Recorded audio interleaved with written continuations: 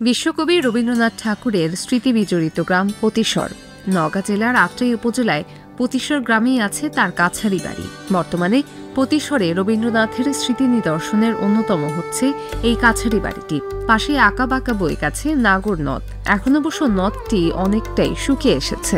রবীন্দ্রনাথের পিতামহ দ্বারকানাথ ঠাকুর 1830 সালে এই অঞ্চলে জমিদারি কেনেন। এরপর 1890 সালে সেই জমিদারি দেখাশোনার জন্য এই অঞ্চলে আসেন রবীন্দ্রনাথ। কাছারি বাড়িতে বসে রবীন্দ্রনাথ বেশ কিছু কবিতা, গল্প ও প্রবন্ধ রচনা করেন।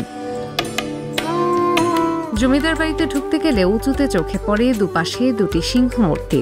ভিতরে আছে একটি বাথটাব, নোঙর, বিশাল আয়না, আরাম কেদারা, ঘড়ি, সিন্দুক, খাজনা আদায়ের টেবিল ইত্যাদি। প্রত্নতত্ত্ব বিভাগ 1990 সালে এই কাছারি বাড়িটির দায়িত্ব গ্রহণ করে। বর্তমানে এটি রবীন্দ্র জাদুঘর। পতিশ্বরে রবীন্দ্রনাথ ঠাকুরের কাছারি বাড়ির প্রবেশদ্বারের কাছে রয়েছে একটি সরোবর। আগে এটি বেশ বড় আকারের থাকলেও ক্রমেই মাটি ভরাট হয়ে ছোট হয়ে এসেছে। মূল ভবনের সামনে রয়েছে রবীন্দ্রনাথ ঠাকুরের ভাস্কর্য। আর প্রবেশপথটি যে নান্দনিক তা কেউই অস্বীকার করতে পারবেন না।